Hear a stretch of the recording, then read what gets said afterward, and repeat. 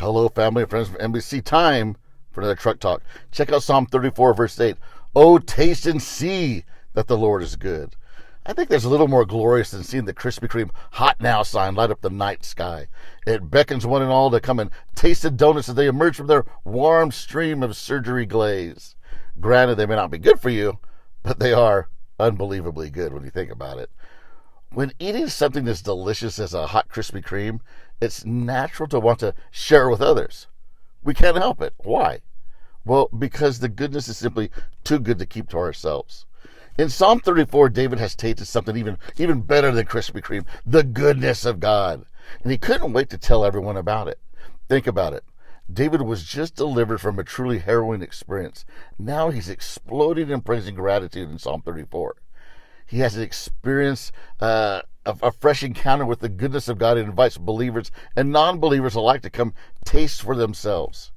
In other words, David turns on the hot now sign. Now, it's important to remember that David isn't talking about our fractured, limited conception of goodness, but rather divine goodness. You see, God's goodness is perfect. Yes, perfect.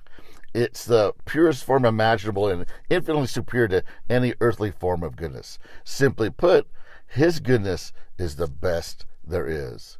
So, why would anyone not want to taste it?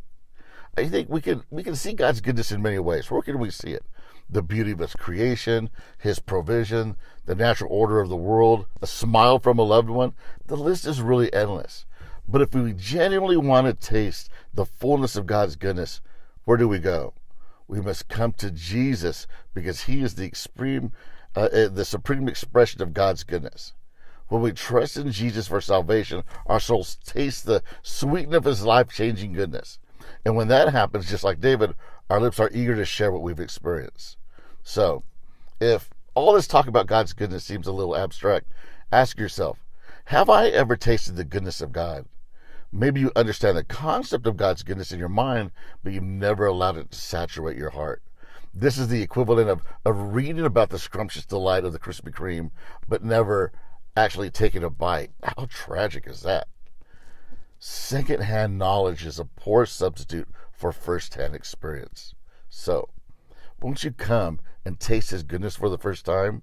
Or maybe you've tasted it in the past, but you need to take a new bite, so to speak. Let me remind you that the goodness of God is it's a bottomless well filled with countless delights waiting to be enjoyed. There's always more to taste. Won't you come and taste His goodness again? Or perhaps life has caused you to question God's goodness. Maybe you've walked away, maybe you've walked a difficult road and wondered, where is this so-called goodness of God? Be careful not to grow cynical, my friend. The enemy would like nothing more to get you to conclude that God is not good. Consider David's circumstances when he wrote these words. Where was he? He was on the run, fearing for his life. He didn't know if he'd survive another day. Yet, when his life was anything but good, what did David declare? The Lord is good. David discovered that God's goodness can sustain you through the worst seasons of your life. But don't take David's word for it. If you're suffering, by all means, come and taste His goodness for yourself. Something to meditate on today.